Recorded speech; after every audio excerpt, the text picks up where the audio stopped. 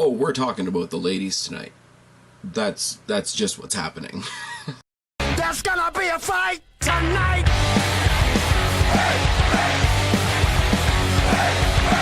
What's going on, everybody? It's your buddy, it's your pal Spaz Phoenix, the YWC Reality Check here with your NXT review for June 22nd.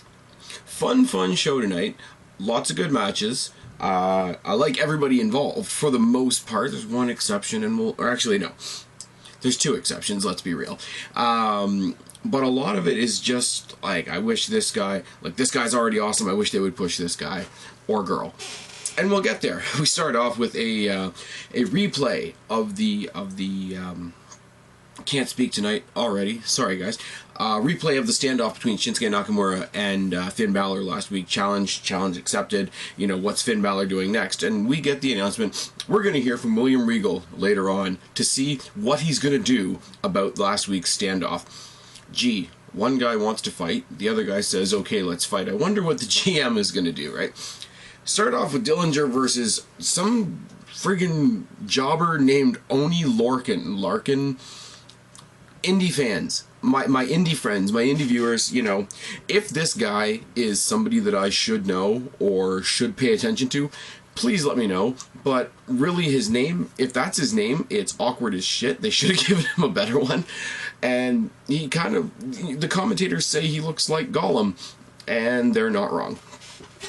Anyways, Dillinger, you guys know I'm a fan of. He's becoming the Dolph Ziggler of NXT. I wish they would give him a push. And like I say, I'm going to say that a lot tonight. Collar and elbow tie up and a headlock by Larkin and a reversal by Dillinger. Takedown by Dillinger. Side headlock by Larkin. 2 shoulder tackles by Larkin and 2 hip tosses and a headlock. Boot by Dillinger. Back elbow and an uppercut by Larkin. The back elbow and uppercut by Larkin were described as Cesaro-esque by Corey Graves, and that's just not true. I may have said my positives and negatives about Cesaro, but don't compare Gollum's moves to Cesaro. We do get this really cool thing, and it's not the biggest, baddest, you know, most kick-ass thing in the world, but Dillinger sort of starts ramping up and getting pissed off because they're playing off the fact that he's lost a lot, when really they're saying his losing streak is two back-to-back losses against Almas, and the fact that he's jobbed out every time they need to introduce somebody new is kind of shit.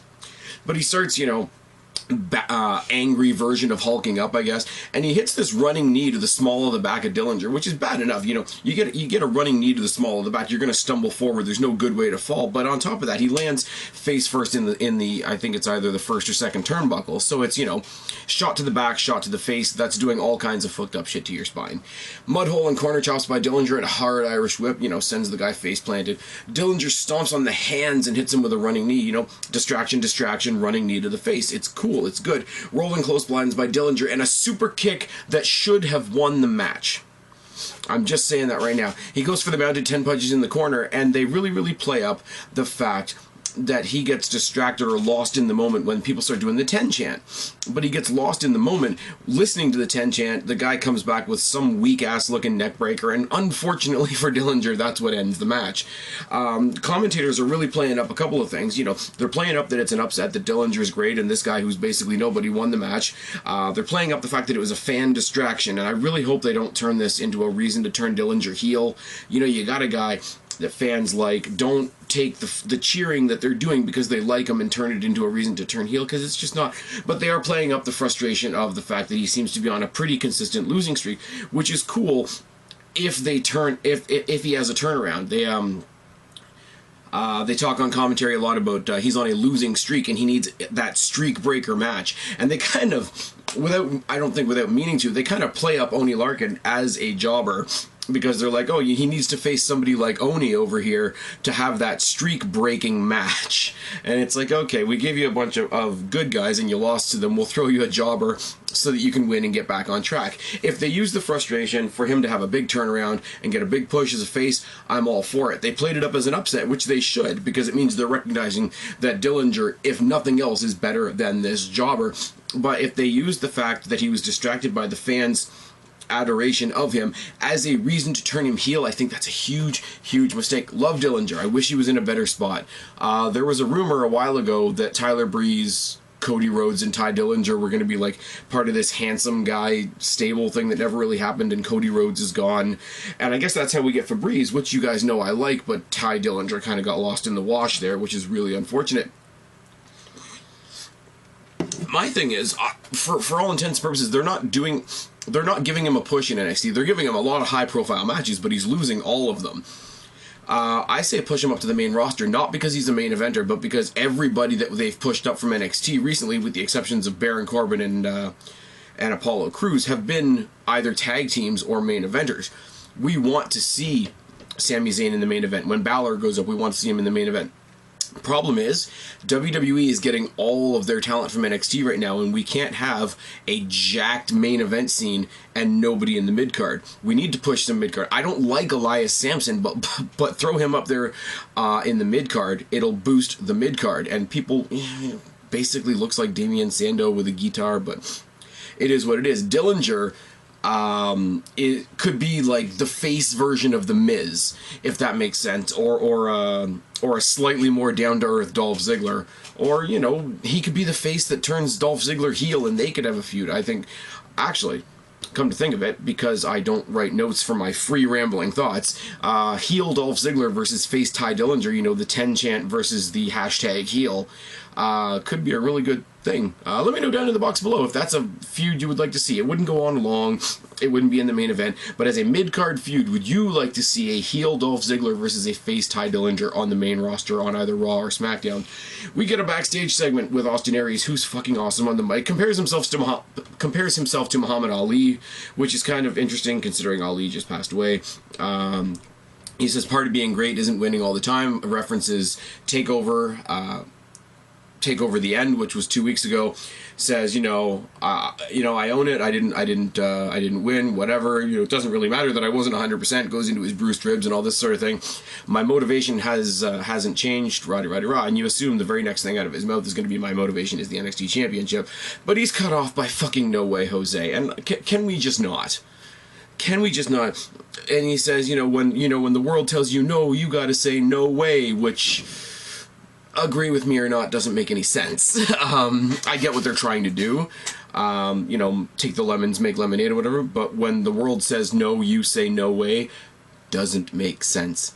Doesn't make sense that that's this guy's name. Doesn't make sense that this guy is on the screen at the same time as a guy with the career of somebody like a Austin Aries. It's just sad. We get a replay of Bayley's injury from last month. We get the announcement that she's cleared and she's going to be coming back tonight. She's going to be in a match tonight that we're going to talk about momentarily, and I have mixed views on that match that are going to get me a lot of heat, and that's okay. No Way Jose versus some jobber named Josh Woods. I don't care about the match. No Way Jose wins. Obviously, because now that Kofi Kingston went from being the goofball to something good in New Day, now that we don't have Santino Marella anymore, we need somebody to fill that void, and I'm really frightened that WWE thinks that is No Way Jose. If No Way Jose goes up to the main roster, no, not a fucking chance. Anyway, he wins the match, obviously, because he's getting the push for reasons. He's the guy that's, got everybody dancing in the seats. He's got the catchy music, and I will say the music is catchy as much as I hate to admit it. But his finisher is still, that wind-up baseball punch, which just looks dumb, and a full Nelson Slam, which is the move that they give you when they don't know what your finisher is yet. I'm so... go back. It's like Road Dogg never really had a finishing move. He had the pump handle slam, which won him some matches, but, he never really had a finisher, unless I'm missing something, I'm mistaking something. It's what it makes me think of. Now, that's... no disrespect to the Road Dogg, one half of one of the best tag teams of all time, most entertaining tag teams of all time, part of DX, all that sort of thing.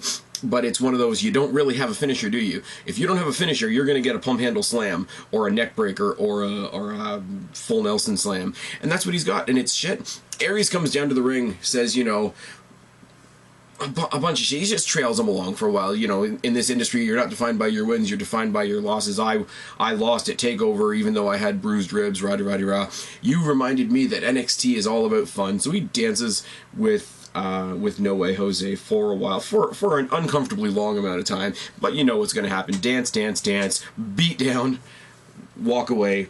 come back. Last Chancery on the fucking ramp is pretty good. Because you figure the Last Chancery, you're arching the guy's back, and that's where the submission lies, but by arching the guy's back, you're also pressing down on his chest, and if you've got your back arch, your neck arch, and your chest, rib cage, etc. is pressed up against a metal grate, that's going to make it worse. That makes sense. That's not the same as doing the Lion Tamer on an announce table.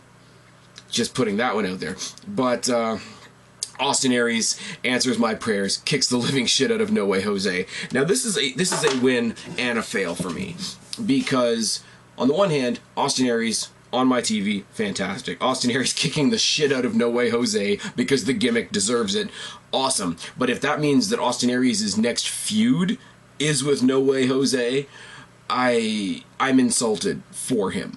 Just putting that one out there. Regal, in the back, makes the announcement. He's only got Nakamura with him, not Finn Balor. But he makes the announcement sort of to Nakamura and to the crowd that in 3 weeks on NXT we're going to get Nakamura versus Balor.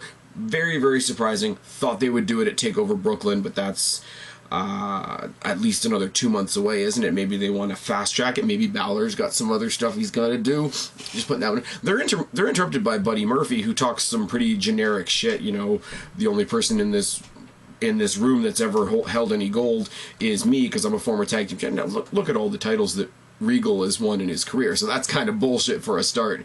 But obviously he's taking a dig at Nakamura, who's also, like, as far as I've heard from people that watch Japanese wrestling, he's basically a god in Japan.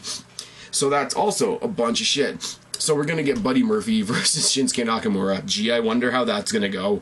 And we get Balor versus Nakamura in 3 weeks, and not at the next TakeOver, which I think, I'm going to say this right now, that match isn't going to have a finish. Somebody's going to fuck with it. Either Samoa Joe's going to get involved again, or somebody else that wants to get their shot at the main scene, or even Austin Aries, who suffered that loss to Nakamura at TakeOver the End, is going to get involved, and the rematch will happen at TakeOver if Finn Balor isn't up on the main roster with his buddies by then. Bayley versus Deonna Purrazzo, and here's where I'm not going to be very popular at all. You go into this match, and you know who's going to win. Bayley, first of all, Bayley is Bayley. Bayley's basically the John Cena of NXT, in a good way. I mean that in a respectful, positive way. But she's not going to win this, or she's not going to lose this match, rather. Also, she's just come back from injury, so she's not going to lose this match, is she? Also, Deonna Purrazzo is not technically signed to an NXT contract, so Bayley's going to win this match, isn't she? But Deonna Purrazzo is fucking great, and I know I'm a little bit biased. I've said in the past multiple times I'm a big fan of the Taz show. Deonna Purrazzo is part of this new thing they're doing on the Taz show, just talking, it's basically a segment talking about the indies, and she's it's her and Taylor Hendricks and Veda Scott, just, you know, shooting the shit about what's going on in the indies on Taz's show, so I'm a little more invested in her than I would be. But I've liked Deonna Purrazzo since the first time I saw her, and I think she's drastically underrated. This is not a shot at Bayley at all. I don't want anybody to think that it is. I've said Bayley and Asuka need to move up, because we have another layer of women's wrestlers on NXT that need to ascend, but right now they're all, you know, if you've got Bayley and Asuka at the top of the sheet, everybody else is in about an 8-way tie for third place, and that's really shit because they should be developing these new talents. Everybody's harping for why didn't Bayley come up with the others. Everybody's harping, oh, Asuka doesn't need to spend much time in NXT. Move those two up. Do it in the draft. We know they're going to raid the NXT roster when they do the draft, so put those two up. Let a couple of the other ones shine. Well, that's going to be a thread as we talk about this show more and more. But Bayley versus Deonna Purrazzo, collar and elbow tie-up and some chain wrestling and a lot of pinning reversal sequence to start this match. Bayley works on the arm with a hip toss and Bayley works on the arm, hits a hip toss, hits a corner spear, clothesline by Deonna, followed by a boot, a running knee lift, and a leg sweep, a snapmare, a running boot, and Bayley eats turnbuckle fucking hard. But she comes back. She, for lack of a better term, Super Bayley's, hits the back elbow and the belly to Bayley, which is still a shit finishing move, continuing that theme from earlier in the night, and Bayley gets the win. I get it, Bayley's the hugger. A hug looks like a belly-to-belly suplex. That's going to be her finisher. But she's fucking... Okay, other than the penultimate good girl gimmick that she has, she's fucking amazing in the ring. It took me a long time to get over the cheesiness of her gimmick a little bit, and you know, took the matches that she had with Sasha Banks, etc., like the Iron Woman match. But she's good, and it's all fantastic, everything she does in the ring, until her finishing move is basically a hug and fall down. She is another one that deserves a better finishing maneuver. But the match was good. Deonna Purrazzo had a really, really good aggressive sequence in the middle, showed what she can do. I really hope they do nail her down to a contract. If they don't, they're an idiot. Bayley wins. Welcome back, Bayley. She had the injury last month, and they did a good job keeping Bayley in the back of the mind while other people were chasing Asuka for the championship. Backstage, Carmella calls herself the face of the division, and I laugh a lot. Alexa Bliss cuts a wicked backstage promo, puts her in her place fucking hard. They both say they're going to be the next contender for the women's championship, and I really start getting my hopes up at this point. We see a video package for Samoa Joe, just generically what he's done since coming to NXT, which is always good. We replay the Asuka versus Jax matches replay highlights of the Asuka versus Nia Jax match at TakeOver the End. Nia Jax is fucking garbage, guys. I'm sorry. She's fucking garbage. If everybody wants to shit on guys like Roman Reigns for using their name and using who they're related to, the same could definitely be said for Nia Jax. And Nia Jax at this point in her career should aspire to be Roman Reigns. And yes, I'm aware of how shitty that sounds, and I mean every word of it, but it's Nia Jax versus Liv Morgan. And Liv Morgan falls into the same category as Deonna Purrazzo. She's fantastic. I don't know whether she's under contract with NXT or not, I'm not going to lie. But Deonna and Liv Morgan and that girl Ariana, and there's a couple other ones that are great, but they are used as fodder to push the already main event girls when they're going into a feud at a pay-per-view, rah-de-rah-de-rah. Give these girls a shot. I'm not even saying necessarily give them the belt, but give them some time in the ring with the champions and let them see what they can do. See if the crowd gravitates to them. Liv Morgan, with all the New Jersey swag merchandise on the really, really poppy, energetic music, the crowd seems to pop for her pretty damn well, and she's facing Nia Jax, so she's the only interesting person in the ring. So I'm going to do, for Nia Jax, what I have done in the past for Naomi. You guys know I don't like Naomi, so I make an extra special effort to be as unbiased as possible when talking about her matches so that I can speak in facts. I'm going to do the same thing with Nia Jax. I'm going to put my, unbiased hat on. I'm going to watch a Nia Jax match, and I'm going to see what Nia Jax does. We got Morgan, who works on the arm a lot. Arm bars, arm ringers, arm whips, etc. Side headlock. Jax knocks her down and falls on her a couple of times. Oh yes. Some more really stiff forearms by Morgan. A head scissor into the corner so that she eats turnbuckle and drop kicks her twice. Jax awkwardly falls on her and decides to actually do a wrestling move. Hits a, I will admit, half-decent powerbomb, and Jax gets the win. Liv Morgan goes to the slaughter, goes to the steamroller, so to speak. It's really, really unfortunate. We get the announcement that put a huge, huge smile on my face, because Carmella's already had a shot at the Women's Championship. So I'm really hoping the pendulum's going to swing the other way. We have a babyface champion at the moment, so babyface versus babyface isn't exactly something I want to see, but next week we are getting Carmella versus Alexa Bliss in a #1 contendership match for the NXT Women's Championship. I don't care what anybody says. Me and my buddy Guapo, I think he and I see eye to eye on this one. Asuka versus Alexa Bliss will print you money in NXT. Alexa Bliss is the best heel in NXT. Now, you could say Samoa Joe, you could say Austin Aries, but people love them. People cheer them when they come to the ring. People legitimately hate Alexa Bliss, and it's fucking great. And she's so good. She's got the resting Bliss face, as they've said on commentary. And it's kind of cheesy, but at the same time, it really, really works.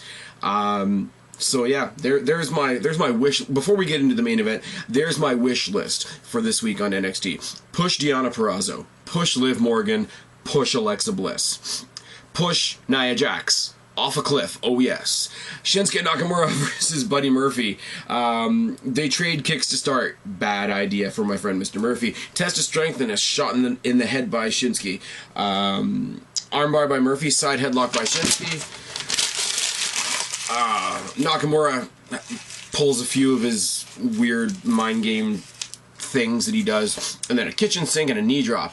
Nakamura eats turnbuckle and a mud hole stomp by Murphy. Punches by Murphy. Murphy. It's so. This is why I love Nakamura. I really do, because he's just standing there with a smile on his face, and when Murphy blows himself up trying to punch Shinsuke shows him how much he cares by punching himself. There's a Foley element there, almost. You know, when Foley, there's a match like years and years ago where Foley came out and he fell really hard on his leg, so he sat there on the apron for a second, punching his own leg, just to psych himself back up. This was a very, very similar thing. You're gonna punch me in the face? Well, look at this. I can punch myself in the face. Let's move on.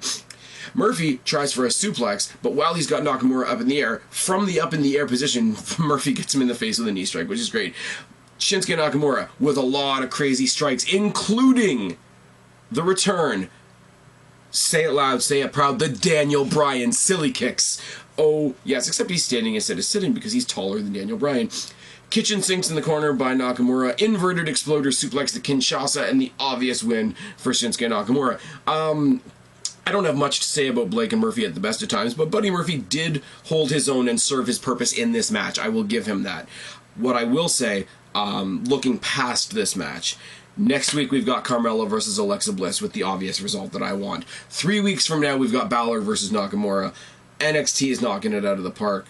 For all intents and purposes, WWE is knocking it out of the park. This is a really, really good show, to the point where, and I don't say this too much, if you didn't see this week's NXT, go back and watch it. Go back on the network. Go to your streaming site, go to wherever you like cheaply download your bullshit because you don't want to pay $9.99 for whatever reason. Go back and watch this week. It is worth it. Anyways, I've been Spaz, your YWC reality check. Subscribe up there, talk down there, start a conversation. Keep all these conversations going. Don't be a stranger. I'll talk to each and every last one of you later. But for right now, I'm tagging out. Please get Nia Jax off my screen. Thank you. Bye.